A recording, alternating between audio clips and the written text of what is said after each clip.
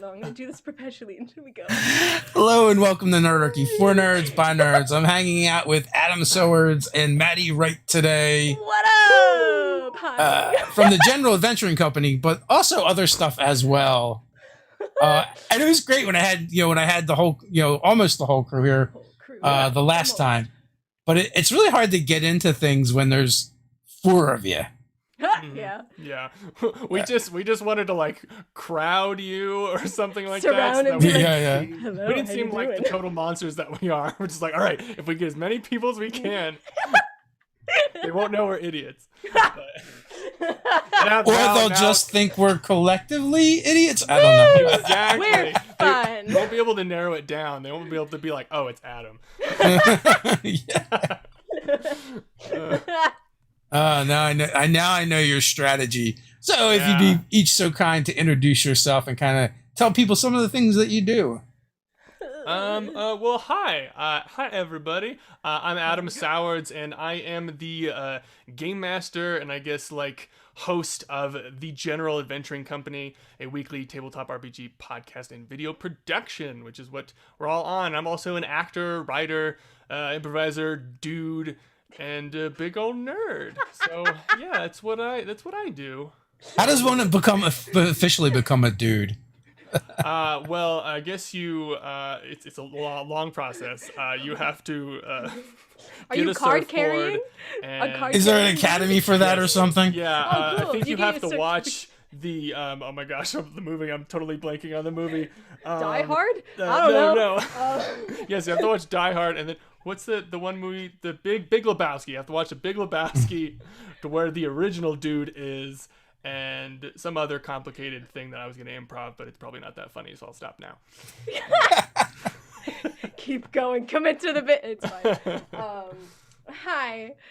I'm Maddie Wright. I do so many things. I play Renn Fair on the General Adventuring Company. I am Lady Margaret in Chase Treasure, which is a Renn Fair group. We sing very, very dirty songs, and it's very fun. And then technically I'm a swing, but most often I play Libby in The Greatest Pirate Story Never Told, which is another Renn Fair group. How many is she a part of? The answer is 3. So I do that, and we do a lot of chaotic improv and musical improv, and I have so many stories from that show. And then I'm a part of the Crimson Pirates, which is the oldest pirate band on the Renn Fair circuit. So many pirates! Yar. How does one become a modern day pirate without actually pirating? Listen.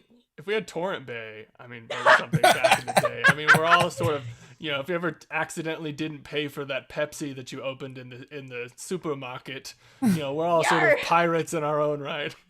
It's the pirate's life for me, yar. I personally, how I did is I just auditioned, and it was great. And they're like, you, and I was like, oh God, me. It was a fun time. Yes, you. That was a hard audition. Oh my God, they had me do so many things. They're like, can you play an instrument? I'm like, yes. And they're like, okay, cool. Can you improvise? And I'm like, I don't know. And so they made me make a whole bunch of cheese puns for like a minute, and I was like, okay.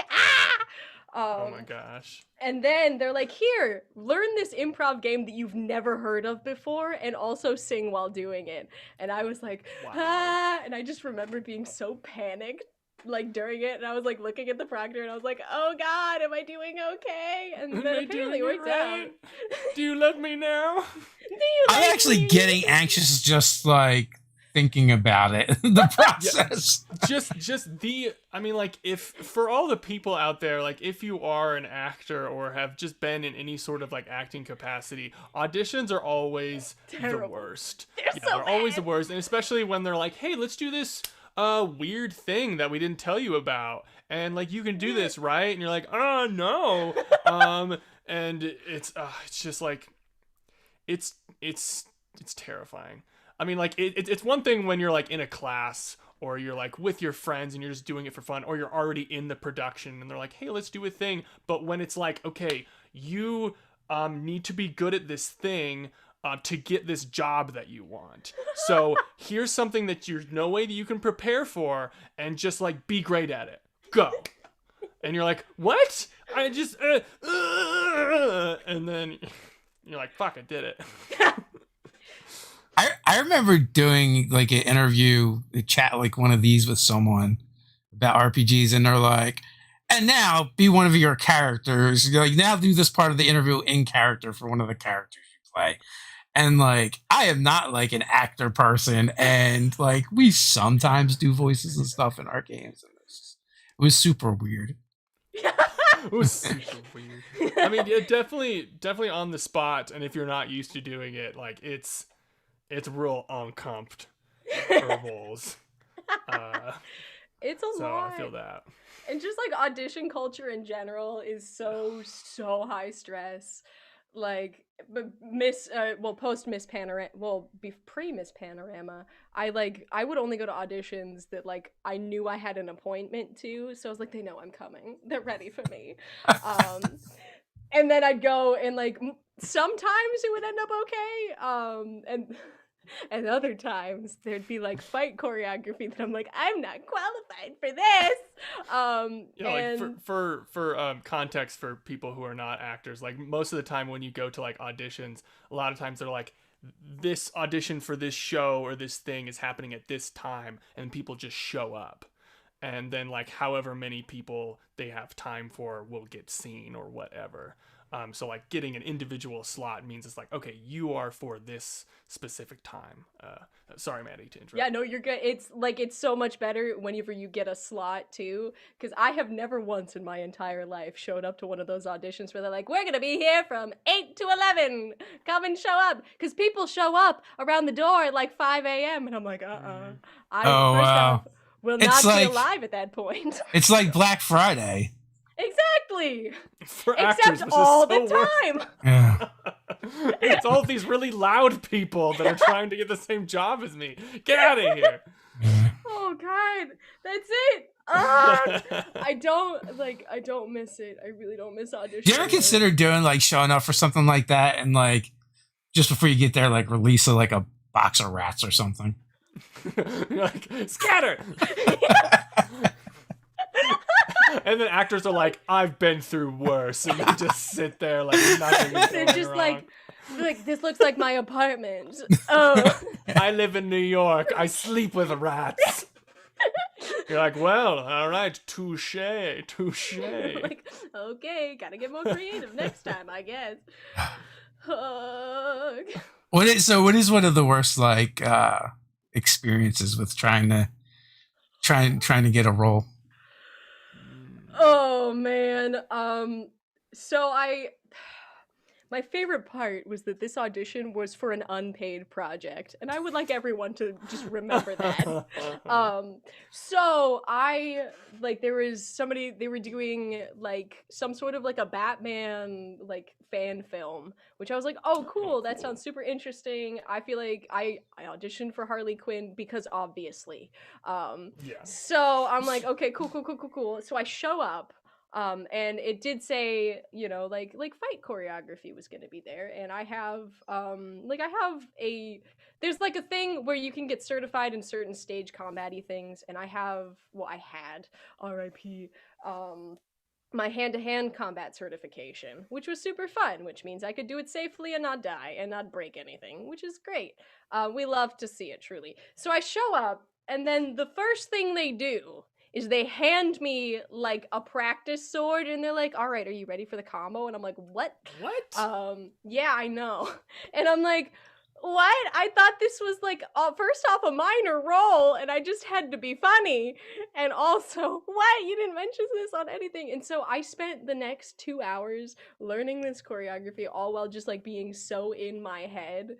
And like, it's very rare that I like will just get so frustrated and so overwhelmed in an audition that I'm like this close to tears, but that was like almost it. And I was like, I almost walked right out of that and been like, no. I did finish it, and I'm glad I did. I did not receive a callback, and I have never heard from them again, which is fine, because honestly, I think I would have wanted to jump off a bridge. Well, at least you had a sword. You could stab somebody. It's practice sword. Practice stab somebody. Exactly. Don't worry, I'm just gonna be a practice stab. Ooh, oh wow! It's like this. It's like a practice pain as I'm experiencing right now. For myself, I guess I have like I don't really have like any like terrible ones. But I guess this is probably just like normal stuff for most actors or musical theater people. But for me, it was horrible. Like the first time I went to like a big like musical theater thing, they split it into sections where they're like, oh, this is like your prepared like singing thing, and this is like a dance thing. And like the dance section, I'm a horrible dancer. They kind of like teach you this dance, and you have to learn it and then do it in front of all of them, which is terrifying. And this was the first time that I went where they gave you numbers to pin on your shirt, and everyone in the room was they were like ballet dancers compared to my candy ass, like not knowing how to dance. And like I go up there and I'm like, and it was the most embarrassing thing of my entire life. And then another experience, first time I auditioned in New York, it was like a commercial or something, and I think it was for like a like some sort of like proposal engagement or like falling in love bull crap. And they don't give you the script or anything beforehand, and then like we're sitting in the room and I'm like trying to talk to people to get myself not to be nervous, and then they like bring you in and they're like, okay, like you guys are at a party and you see her from across the room and then you fall in love. And I was like, what? And they're like, yeah, just like do that. And I'm like, what? Like I've never been in love. What do you want me to do? So like and I was just across the room and I'm like acting like I'm at a party and I'm like, whoa, like amazing. What? And then I'm just like staring like, oh my gosh, and she's across the room going like and like batting her eyelashes, and I'm like, this is so what am I doing? And obviously I didn't get it. But because I feel like in that scenario there's a fine line between falling in love from across the room and creeping on someone. Yeah, you're like, hey, like, oh, where does your I almost said, where does your skin live at? Something, something a murderer would say. Oh my gosh. Yeah, so real fun auditioning. Everyone out there, keep doing it. Yep. Just keep going. It'll work out for you someday. I can relate a little bit to the dancing part. Like, so when we did D&D in the castle, they would do like the first night they would have like a big dinner, and one of the organizers, like she does these like Jane Austen events. That's so cool. So yeah, well, and it was her and her brother that like put the D&D in the castle together, and like she had already been doing these like Jane Austen events, so he kind of tapped her to be like, hey, wouldn't it be great if we like got a castle and people played D&D in it? And since she kind of knew what to do, so like he roped her in, because she's not a D&D player. But so the first night, so she wanted to have us all do like a ballroom dance, and it was like the most simplest thing, but it was bad. Like it's a bunch of nerds, right? Do this choreographed physical thing. Yeah. Be good at it. It's like you're supposed to be moving this, and it was like the easiest one. It's like 1, 2, 3, 1, 2. Like, I can't do it. It's not even that. It is like this bowing and like hand thing, and like you're like in the line across from each other. Oh my gosh. I mean, Maddie knows what I'm talking about. You've done it. I did a show, and it was so fun because I in college all I played was dudes. It was amazing. Nice. But I did a show that was like in that same would have been like a little like earlier historically, but we did a dance that was like that. It was the most fun ever, except we did it to ABBA music. It was amazing. Oh my gosh. It was the best. But I mean, like, I love dancing because I was a competitive cheerleader for 17 years. So I'm like, I do it and I'm like, here I am, except I have no flexibility whatsoever. So they're like, do a kick. And I'm like, eh. So barely lift your foot off the floor. I'm like, here we go. I feel like flexibility would be a big part of that.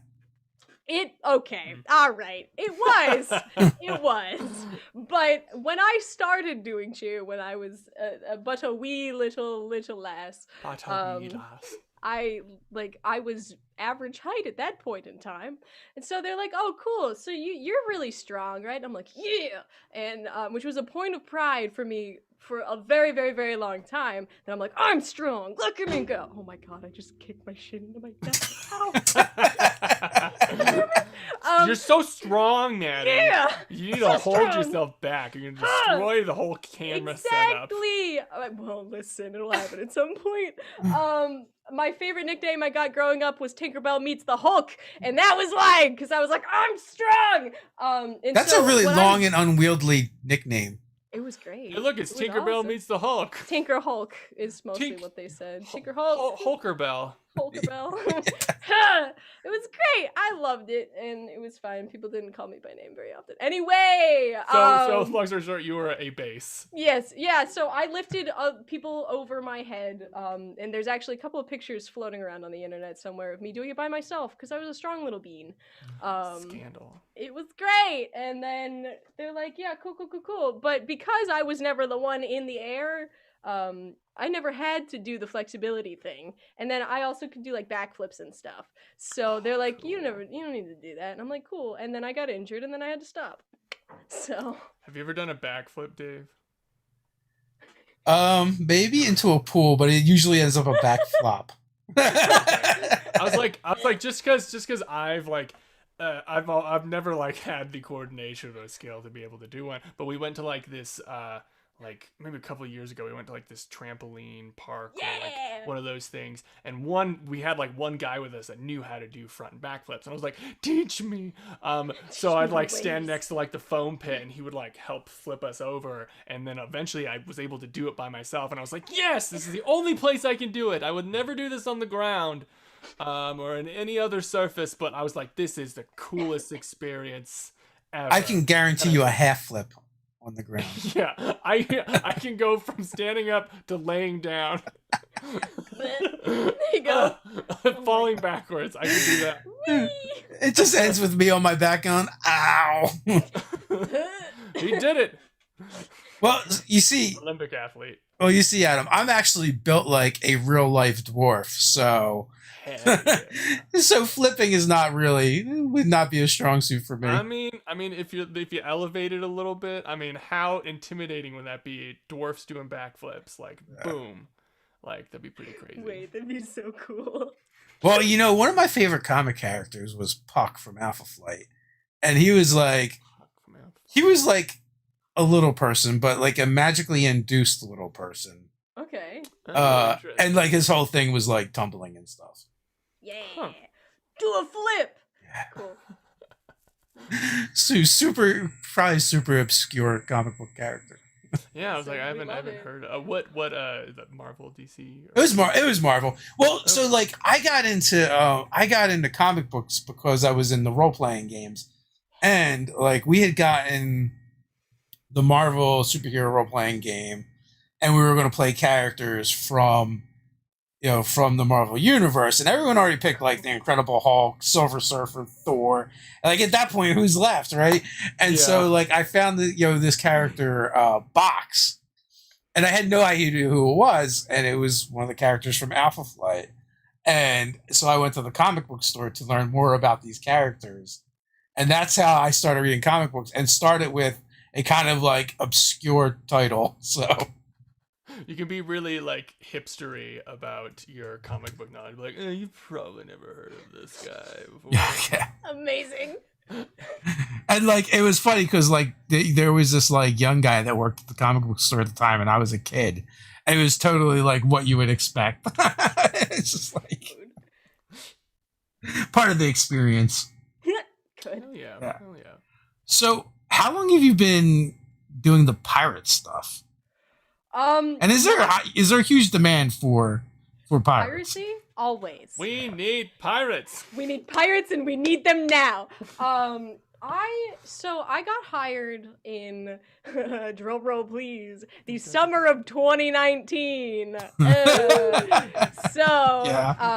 It was actually it was my it was my first tour after college, which is very exciting, because I was like, I'm a baby in this world. But I've been doing it.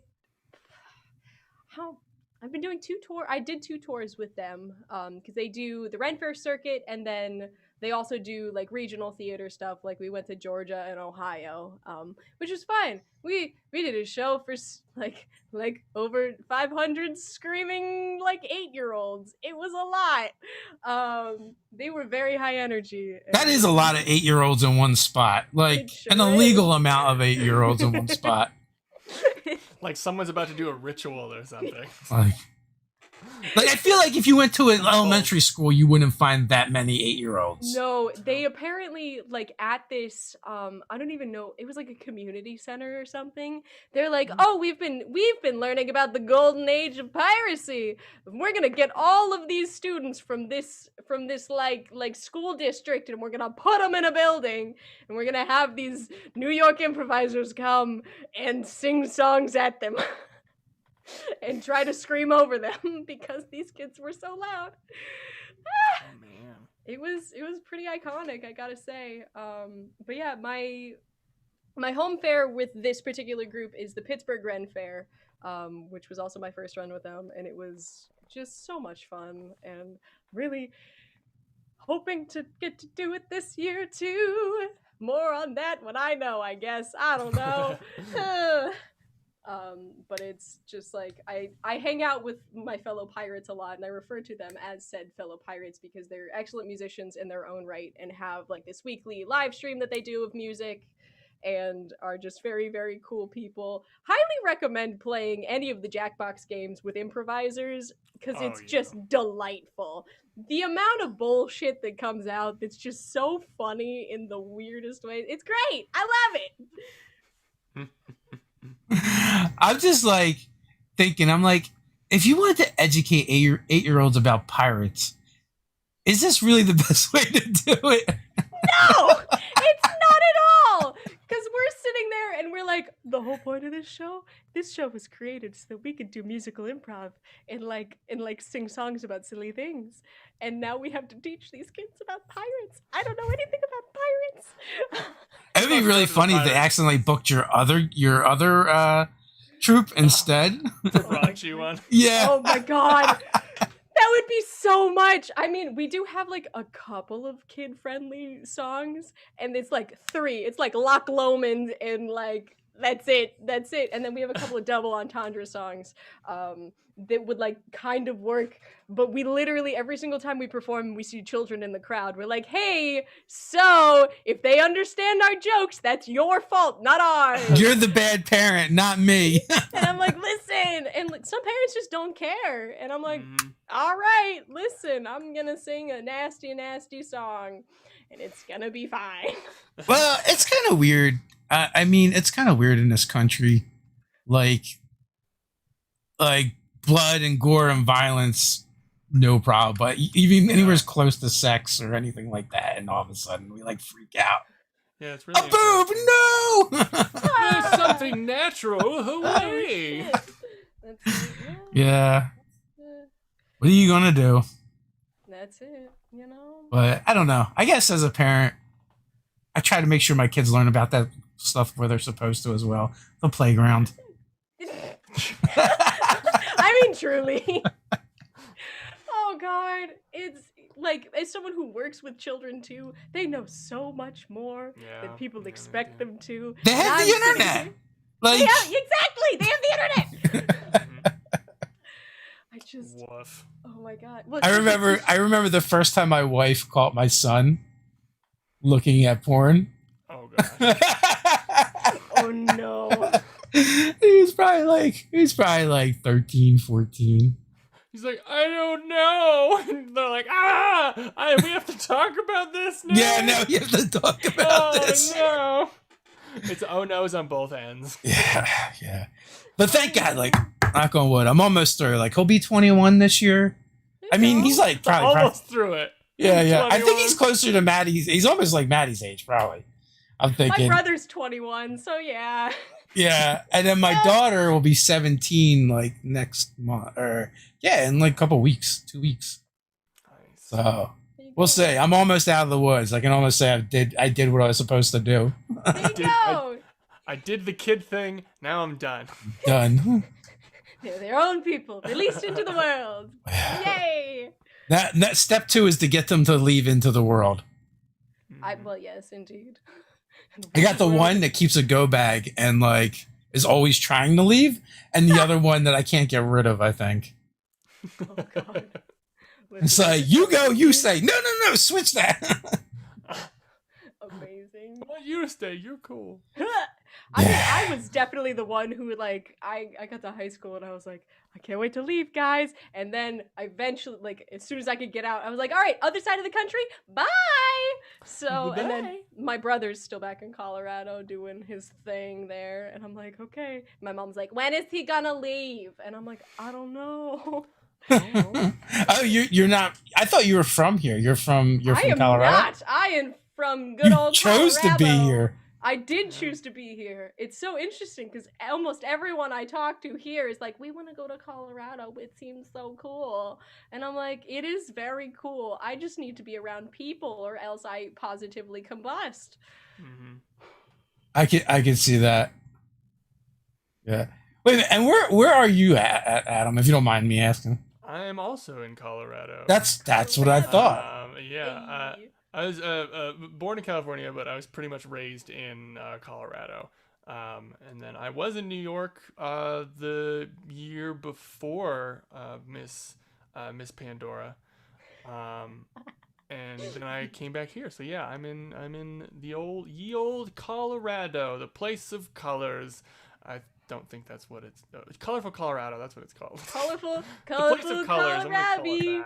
Colander. Although, like, right? Did you guys have that heat dome going on, right? Yeah, it was pretty hot. A bit worried because usually, kind of like California, most of the times during the summer, Colorado has a lot of fires as well. And last summer was kind of scary because where I am, there was like a fire to like the west of us, and then there's a fire to like the east of us, and we're like, okay, cool, we're not gonna get like trapped in here and die, right? So that was kind of spooky, but yeah. I mean, if you get the north and the south, that would be really bad. Yeah. Woof. Oh my! Wait, like my parents' house almost caught on fire last year, probably because of one of those fires. Mm-hmm. It was terrifying. Like my mom sent me pictures of the sky just like red. It was literally a mile away, and I'm like, wow, I'm so worried, and also so glad I'm not there. You know, like Jersey gets a lot of flack, but like we got beaches that are close. Yeah. We got mountains. Yeah. We got two major. Well, those are not mountains, they're hills. Well, that's true. They're kind of small. Big rocks. But you know, like PA and New York have bigger mountains than we've got, and that's not that far away. No. We got like two major metropolitan cities. Yeah. I mean, and you know, we don't get earthquakes, tornadoes, hurricanes. Nothing spontaneously combusts and becomes an inferno. Yeah. I mean, I don't know. The tide might rise and part of New Jersey might get washed into the sea, but other than that, like, it's not bad at all. You know what I mean? We got reality TV stars. Only thing I know about Jersey. Yeah. They're not even from Jersey. That's ridiculous. Why would they say that? They're from New York. Oh, that checks out. Those bastards. All right. Oh my God. Welcome to Nerdarchy, where we're talking about New Jersey. Yeah. Reality TV stars. That's it. You never know what's going to come up. That's right.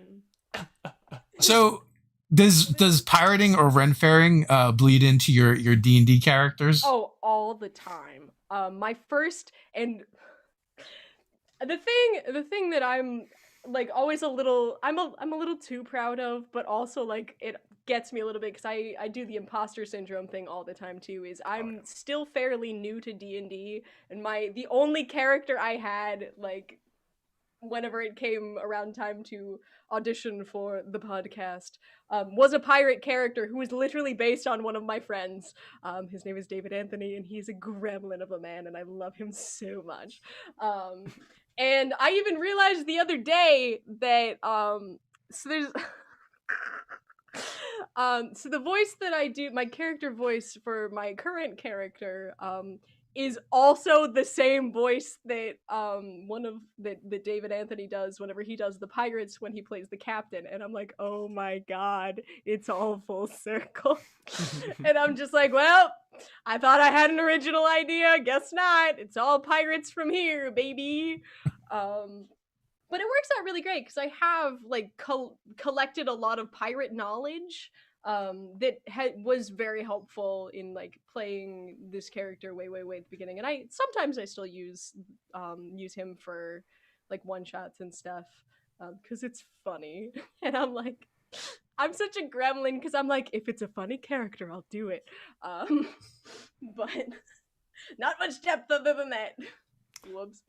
Well, I feel like with like the Renaissance Fair stuff that you do, I mean, that's just like most of the time you're just doing improv as this character, which is basically what we're doing in Dungeons and Dragons, except, you know, we're rolling dice sometimes and doing a little bit more adventurous things than just like talking to random people that are like, oh, you're wearing a costume, what's up? And, yeah, now, basically. Now we're just transferring that to fighting goblins and stuff. Exactly. Well, bold of you to assume I don't fight goblins when I'm in garb, too. Oh, like, yes. Who knows?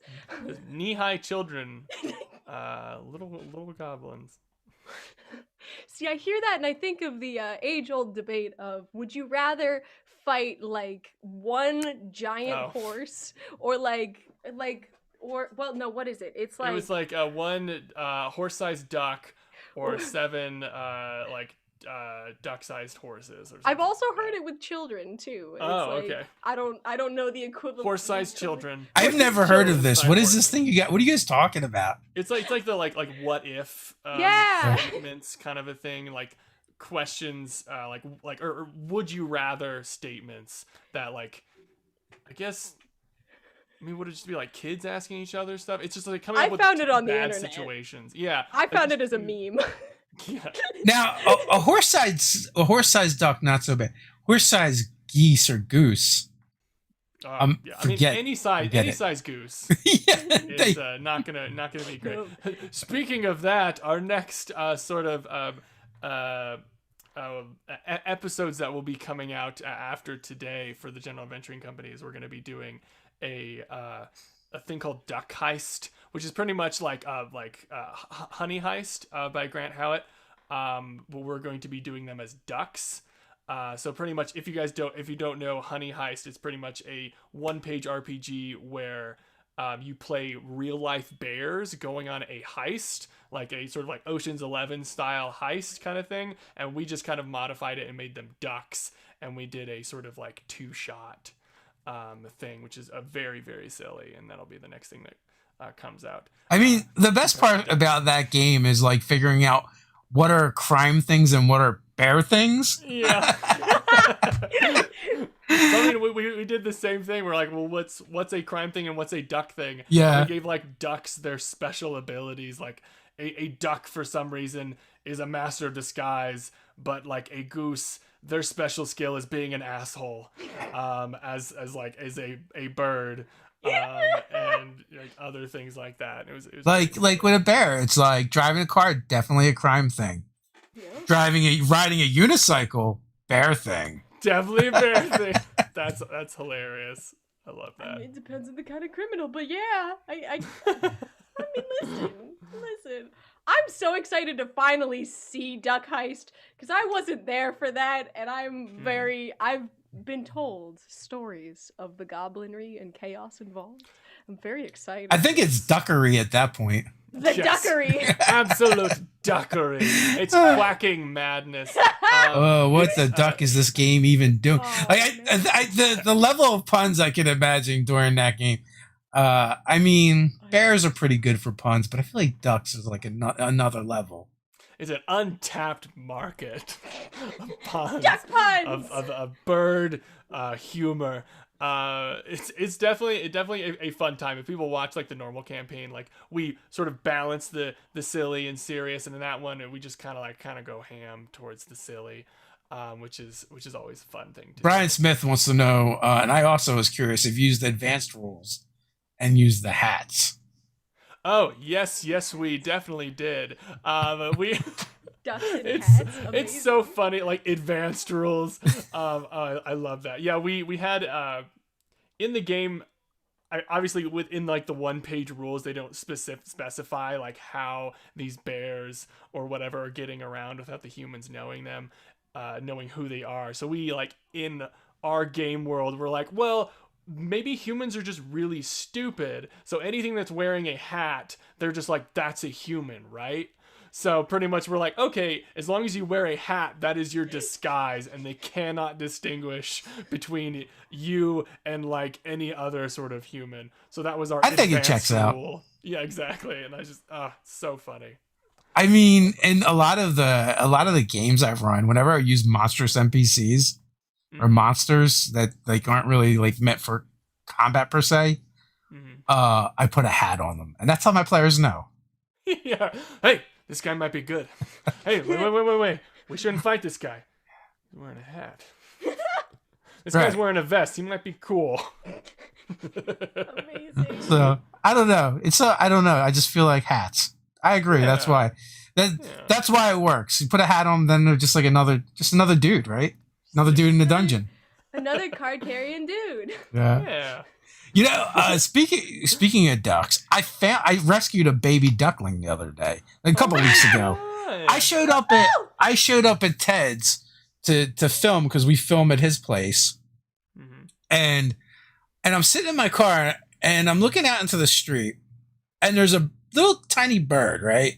But then I'm watching it move, and I'm like, that bird is moving like a duck, and then I was like, it is a duck, and it's totally good. And it was like by itself, and it was like tiny, like it fit in like the palm of my hand. And I was like, that duck is definitely going to get hit by a car if I don't grab it. So I was like, well, let me see if I can get it. So I went over to the edge of the driveway, and I'm looking at it, and I was like, if I can get close enough, I can dash for it and try and snatch it. Except for, I didn't know I had the hidden talent of duck whispering. Because I didn't have to do anything. It just came over to me, and I just picked it up. Oh my god. That's awesome. The Duck Whisperer. Yeah. Brought to you by Nerdarchy. So it's like, I don't know if I just lost 2 levels or if I just gained my beast companion from Rangers. That's an excellent beast companion. Yeah. Little baby duck. It just distracts the enemies while you attack. They're like, oh, so cute. And then you kick them in the nuts. Yeah. Exactly. Yeah, so I think it is now at a wildlife refuge, hopefully living its best duck life. That's good. My family's like, are you going to bring it home? I'm like, I don't even know if we could get it to eat. Oh.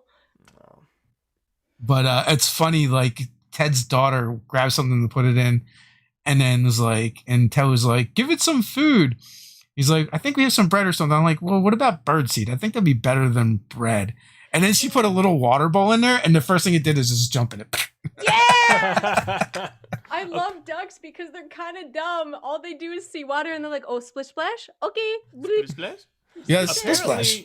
Apparently breadcrumbs are not good for birds. No, it blows up their stomach or something. Yeah. So like that was another thing that we used in the Duck Heist game, where one of the characters' weaknesses was breadcrumbs, and it's just like, I need it, man, I need it, but it's like it's bad for me. It's like a drug. Yeah. Oh my God.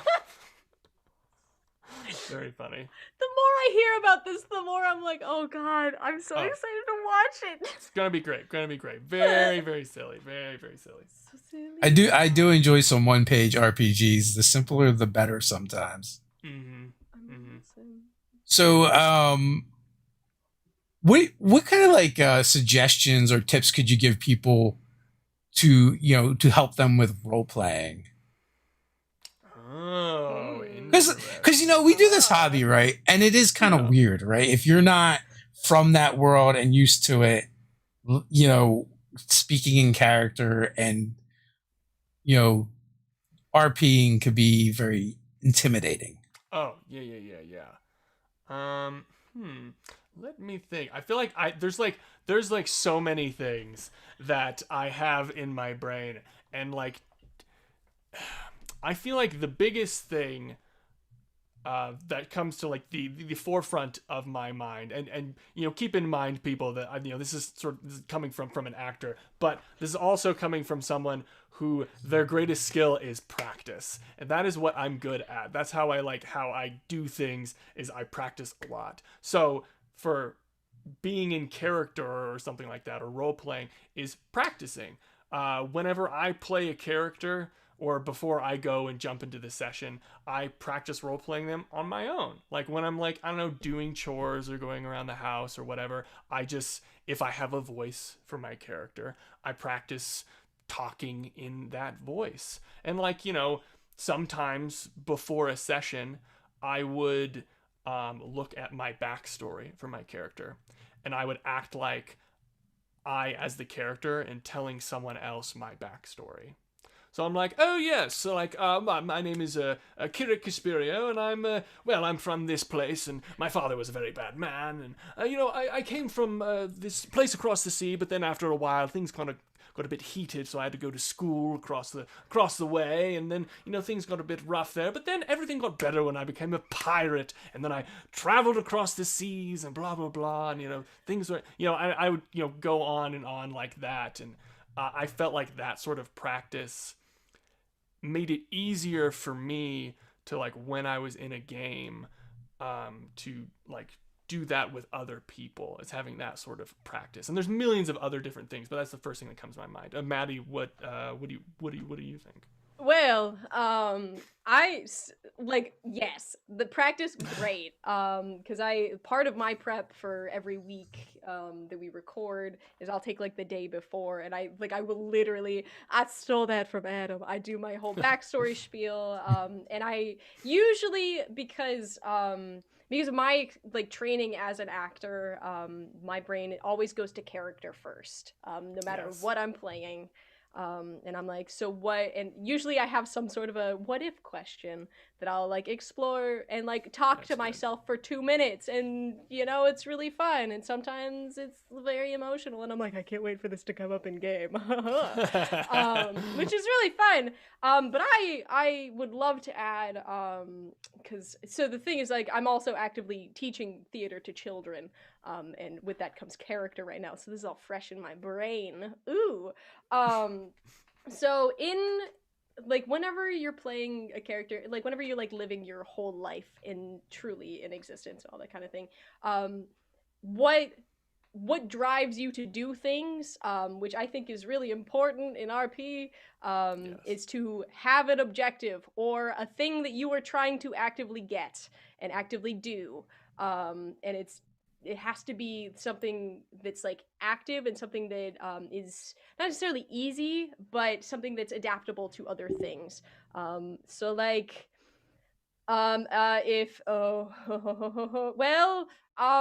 Explain it to us like we were 8-year-olds. Excellent, yes. So you got to do a thing. So for example, if I'm playing a character named Susie, and Susie's like, oh yeah, I'm here doing my best thing, and I'm like 10 and I'm in school. I don't know what 10-year-olds do. Why am I doing this? They want crayons. They want crayons. They want to draw with their friends, and they want to get that new bike. Exactly. And the teacher's like going up there and be like, you got to do your schoolwork. So Susie's objective is, I want to draw pictures or something like that. And in order to like achieve this goal or something, you have to use different strategies in which to do so. And part of the fun thing, part of the creative like entertainment, no, part of the like creative fun of it is that you get to figure out and be like really kind of out of the box with what kind of things you do to go and get what you want. I don't know if any of that made sense. I think like also what Maddie's saying is if you read like the normal player's handbook, like their sort of goals or objectives are very similar to the bonds and ideals, when like part of like normally making a character. And I think what Maddie's saying is that it's sort of like taking it a step further and figuring out like your character's like goals as like, you know, from like a backstory perspective, and you kind of like funnel everything that they do through that thing. So if your like character's goal is to become a knight, and I want to become a knight one day, so it's like everything that they do is kind of like based around becoming a knight. So when they go and they fight these goblins, then it's like, okay, I'm going to do the honorable thing, and when I fight them, I'm going to, you know, first ask if they want to surrender, and I won't kill them right away because I want to be a knight one day and I want to be honorable, kind of a thing. Or if you're going and talking to a peasant or whatever, and they're like, please, I need help, but you're doing a quest, and you're like, well, I want to become a knight one day, so I need to stop and help these people, even though it's, you know, kind of out of the way from my normal quest, because you're like funneling everything through this like goal, and like figuring out what those are is a really good way of, I guess, helping roleplay, is figuring out like what your like core sort of like essence goal of that character is. Yeah. So what would Brian Botana do? I don't know who that is.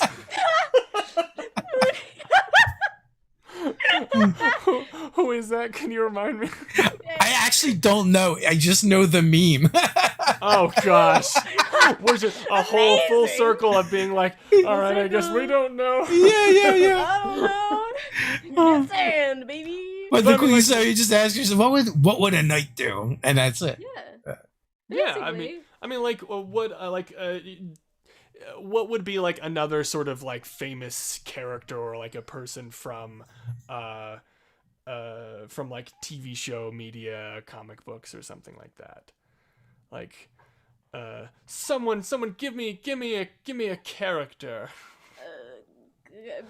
Batman. I don't know. Batman. You know, I mean, Batman's you know, goal is to like, you know, bring like, get rid of the crime in Gotham, but also one of his, I think, inner sort of goals is that like one rule that he has of like, don't kill and like bring justice to Gotham. So it's like everything that he does is like funneled through that stuff. So it's like whenever he's, you know, that's why he has no social life, and whenever he does have a social life, it's to get that sort of, it's to, you do the justice thing, it's to like get to clean up Gotham.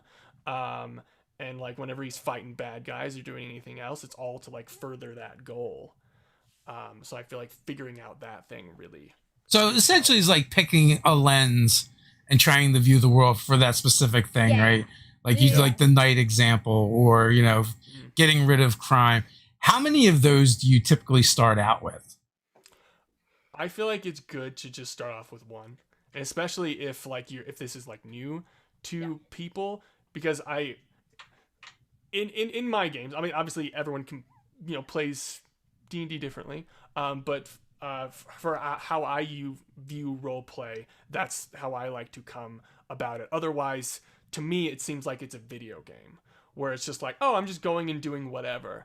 But since if you want to focus more on the role playing, on like being this character and doing what this character would do, I think starting off with that, with like one, is like a really good simple, because then you only have to think about that one thing. You're like, okay, I'm starting a game today, I have all my stats, because you're already keeping track of a million things when you play D&D, and you're like, okay, I'm keeping track of a million things, but I know that my character wants this, and that's it. And then you're like, go, boom. Maddie, I mean,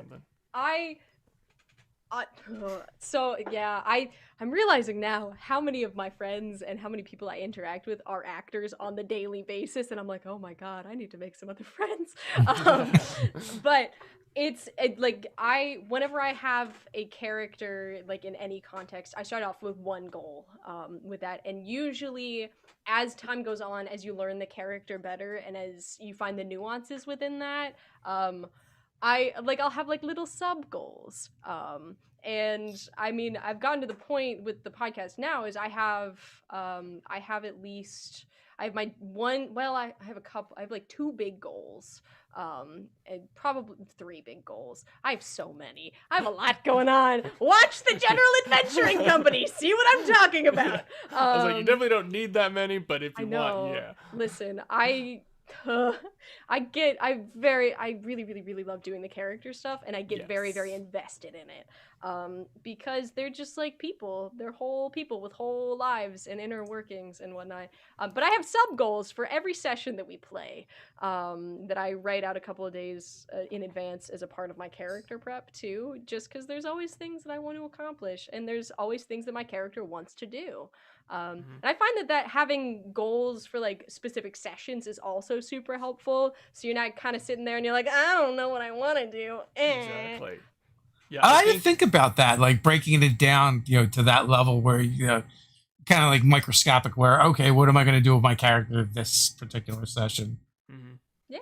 I mean, like I think, like going off of that, I think there was one. Oh gosh, who's that one? I am terrible with names, and this is nothing against any of these people, but who is that one of the big actor, famous D&D people? He's like very fit. It's not Vin Diesel, it's the other guy. Oh my God. Matthew Lillard? No, Joe Manganiello, but he's not really thin. Oh, Manganiello or whatever. Joe Manganiello. But you said like really thin, like he's kind of like okay. Stacked. Okay. But I was watching one thing with him, and I think he was talking about advice or something for role playing, and a thing that he mentioned relates to this, which is like thinking about things that you want to do outside of the game, so that when you come into the game, you're already like, oh, there's like 3 things that I want to do. And like, because otherwise it kind of is just like all improv, but then it's cool to come in with some sort of things prepared, and that you're like, oh, I know my character wants to do this thing, so that I can give you, so that it's not just like waiting for the DM to present a situation for you. It's like, I want to go and seek out this thing. Like, we start the session, it's like, oh yes, we are traveling to defeat the dragon, and it's like, but I know my character wants to go buy this sword, and they want to send a letter, or they want to I don't know, win a dance competition or something like that. So they're like searching for those things in the game, so that it's like, you start the game, it's like, oh, here's the scene, here's the situation. It's like, oh, is there a tavern around? Because I need to go ask someone where the local smith is, or I need to go and do this and that and that. So I think that's fun to have, along with those goals things. So Nerditor Doug, our oracle here at Nerdarchy, weighed in. Brian Bertana is a figure skater. They made fun of him via the South Park song. And I do know that, and the figure skater part, I do know that now that he mentions it, but it's like amazing. It used to be a joke. So Brian Smith wants to know, my wife and her friends are going to play a one-shot. Pretty sure they will not be going full RP. What's the lowest effort thing I could suggest she try to get into character? The lowest effort thing. Well, I mean, like, the goal thing is always good. Sometimes even just like coming up with a voice is always, I mean, if you're not comfortable with voices, definitely don't have to do that. I think voices are much harder for a new person. Oh, okay. So Yeah. I was like, I guess I really like doing voices. So to me, I'm like, oh yeah, I love it. Yeah, it's easy. But for people that don't do it, obviously, definitely I am terrible at staying with a voice. Like, it changes, it falls off. Oh yeah. Yeah. If you guys aren't interested in accents or doing impressions, definitely throw that to the side. But I really think, let me think about it. Maddie, what do you? I think having a goal is the most important thing you can do. Because I also get it. Like, I hated all throughout college, and actually, to be perfectly honest, until we started this podcast, I hated doing character voices, and I'm like, this is the worst. I hate doing it. I feel like I'm doing it bad, and now I'm like, haha, all the time. But having a goal and sticking to that goal as much as you possibly can, and just like having that lens of everything going through, this is what I want to accomplish at some point, it gives your character drive and it gives your character something to do. So I think this was also 4 years of acting school, pounding that into my brain. What's your objective? What's your objective? How are you going to get your objective? And I'm like, okay, guys, here I am. I win acting. I think that's a great way of just figuring out that one goal. And like, if you don't know how to find that, I need to find the tab. But actually I'm gonna find the tab real quick because I'll vamp. To tell. Well, I was just gonna say, like, I think that's actually a great idea, and also it's a prompt that you can give a new player, like because like he's saying it's his wife and her friends, and they're gonna play a one shot.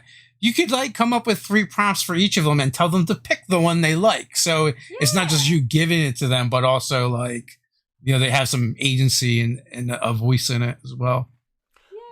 So this tab that I use a lot for characters and for like NPCs when I'm making them, it's called onestopforwriters.com/character_motivations. So pretty much it just has a list of character motivations, like ones that are like, achieving spiritual enlightenment, finding a lifelong partner, pursuing a toxic desire, giving up a child, causing someone pain, serving others, profiteering, a bunch of things like that. You didn't go very far, and it just got dark fast. Yeah, they have like specific ones in parentheses that say dark, and then other ones that are just like normal ones. Yeah. But like, that's like a really great place that I start at, because I'm like, what does this character want? And if you don't really know, then going on here and just looking at one and being like, that would be a cool thing, and just like picking it. And then being like, okay, my character wants to do profiteering, which is, we're going to be taking money from people. So you can make that into a goal. So you're like, my character's goal is to, scam as many people as they can to get money because I love money. Or maybe there's another reason behind that. And then like, boom, there's your goal. Because otherwise, if you just make a cool sounding character, like, I made a red dragonborn, like, sorcerer who has, like, really cool spikes on their back, and, like, they have, like, a skull painting on their face or something like that. Like, they're super cool. And it's like, that's cool, but just, like, visually. And I feel like having a goal is an easier way to role play than just being like, this is what they look like. They have a cool aesthetic. Because that doesn't inform how they act necessarily. Yes. You can't role play an appearance. Yes. Well, you can, but like, is it really role play that? I don't know. Yeah. It gets bad fast. Maybe just like really vain or something like that. That's it. I guess that's how you could role play an appearance. But anyway, you stop in front of all mirrors and Oh, but in a way, you've already created a goal. They just always have to be beautiful, and they have to look at themselves. That's already a goal right there. Like, everything I do has to be beautiful and look amazing, like me. We've got 3 new books coming up. You guys excited for any of them? Yeah, books? Actually... What? I live under a rock. Tell me more. So we're getting a dragon book, Fizzbands something treasure something. I love. And then cool. There's an adventure one, which is like I don't even know. It's something Witchlight, but it's like a Feywild adventure. I think it has something to do with a carnival. Are these is it just like adventure modules, or is it like? Well, I think the Dragon book is not an adventure module, but the Feywild one's an adventure book, and then there's another one is the Strixhaven D&D Magic the Gathering crossover, which is like Harry Potter-ish. That's so cool. Fun. I always love the expanding of like rule sets and adding more subclasses and things, but for some reason I just never really I have never been good at running modules, and I don't like to run them. I love reading them and being like, that is a cool story thing. I love how they put that together. But I ran like 2 modules, and I was so like worried about getting something wrong in the module that I was like, all right, just homebrew. Like there was several times where I'm like, okay, you guys do this thing, and they're like, oh, okay, I need to go in this room, and I'm like, oh wait, hold on. I need to look at the book to make sure I didn't leave anything out because this is an important story thing, and I'm like, where's that thing on that page? And I'm like, and it's just like it stresses me out. But it's very good for inspiration.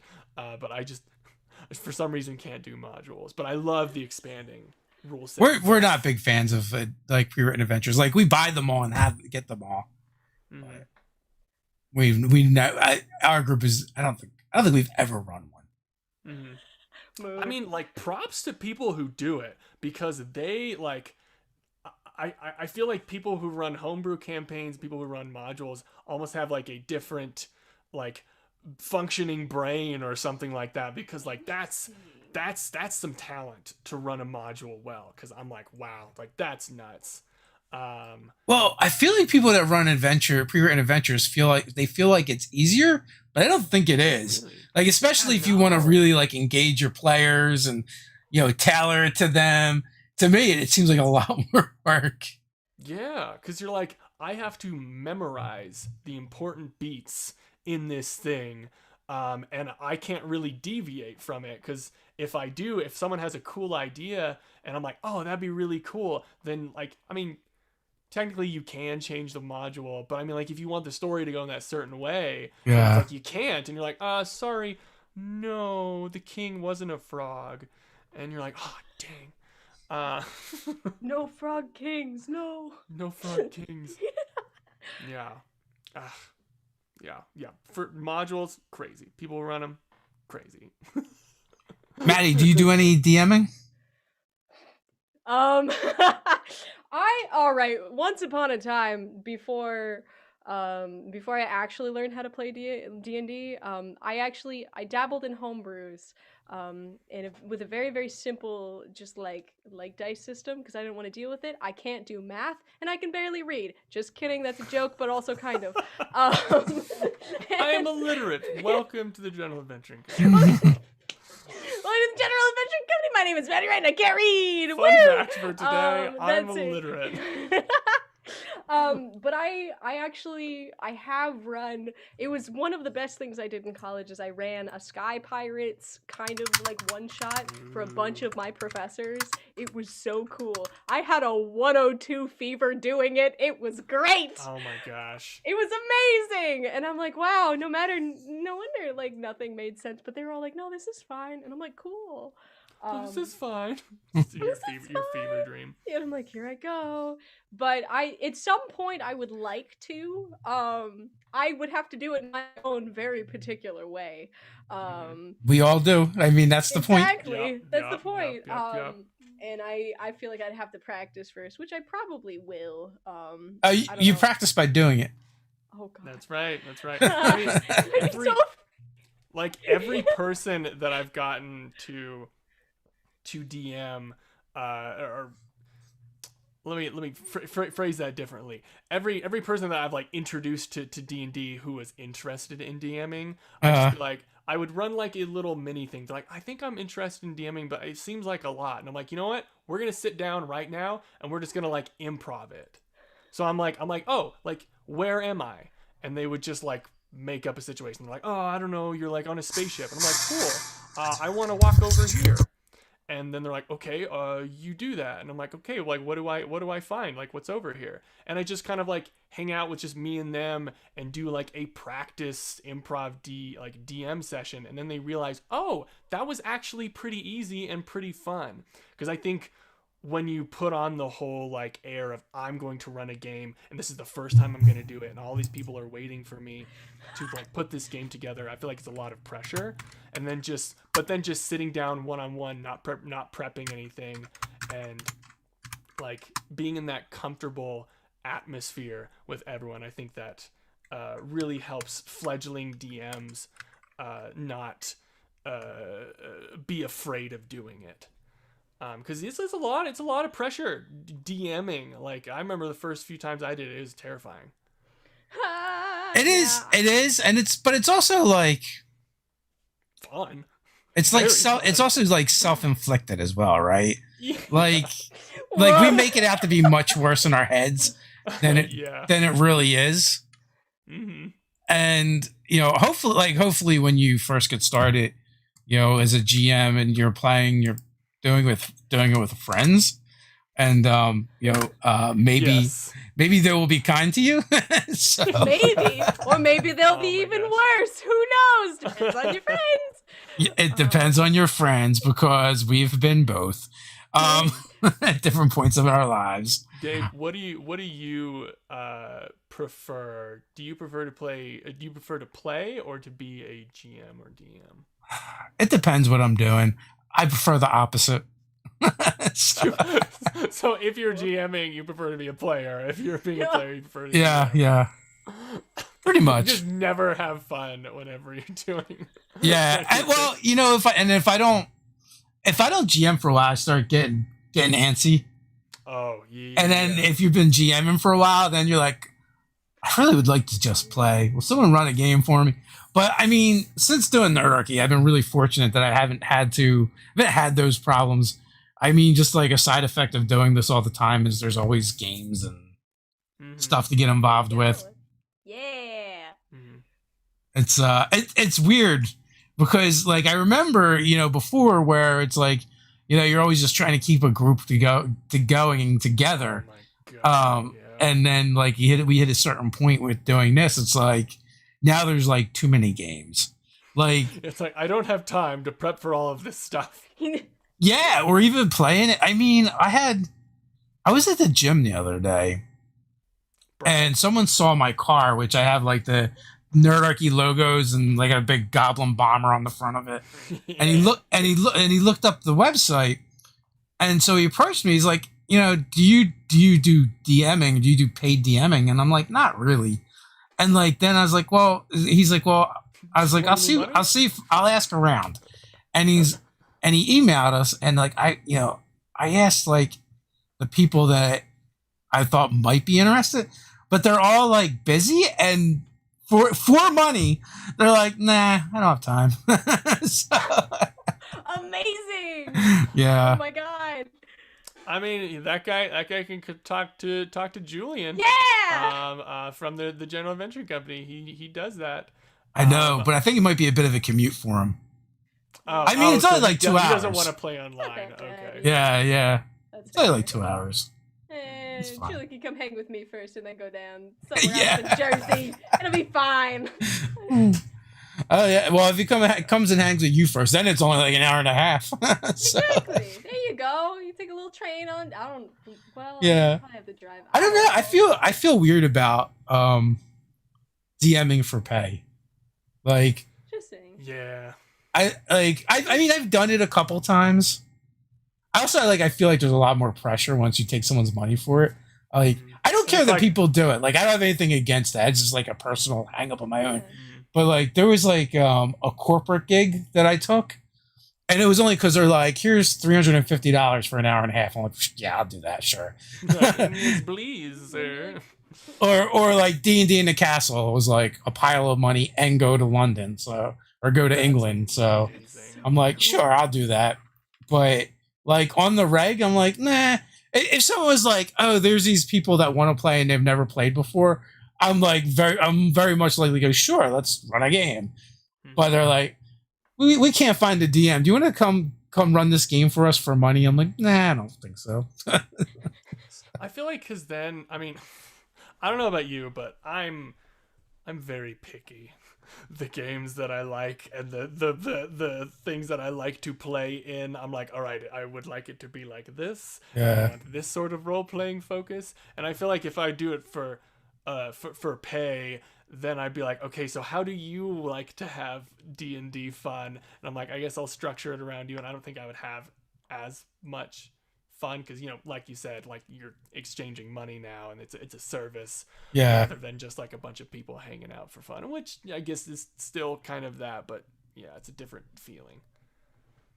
Also, too, it's a lot of time, right? Like, oh my God, yeah. Because you to play a game is like probably like 3 hours. You got to commute, so maybe that adds another half hour to an hour, and then you got to prep and have things ready. So now you're probably, I don't know, 5 hours. And so like, what is 5 hours worth to you?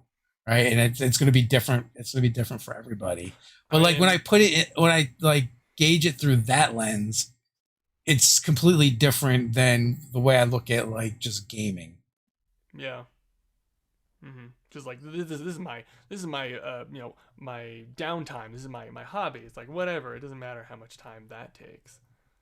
So I don't know, but I mean, it's cool that people are out there doing it. Yeah, I mean, if they can freaking do it and have fun, that's awesome. Yeah. So we're just past the hour mark. Final thoughts before we head on out? I have no thoughts in my brain. I find that hard to believe. I feel like there's probably like words sound like bouncing around in there, like you like one of those money machines. Well, you gotta give me a prompt first, and then it's just like, bees? I don't know. Bees? Question mark. If you liked this nonsense, come and watch the General Adventuring Company. We are a video series and also podcast. You can listen to us on iTunes, Spotify, anywhere you can find a podcast, and also on the YouTubes where we have the wonderful stuff. So we have a campaign going. We're having 8 episodes. Episode 8 is today in a little bit. I think in like 20 minutes. In 19 minutes. Oh, 19 minutes. And then we're also, after this next week, we're going to be doing a little mini quest where we diverge from the main campaign and do a little fun side thing where we do the little duck heist thing that we were talking about. So yeah, come hang out with us there. If you liked this garbage. There's links in the description as always, and maybe possibly coming to a Renn Fair near you. You can check out Maddie in person. Hey, do it. Pittsburgh, maybe. Maybe Pennsylvania Renn Fair. Who knows? I have to answer a lot of people soon. Nice. With that, until next time, everybody, stay nerdy.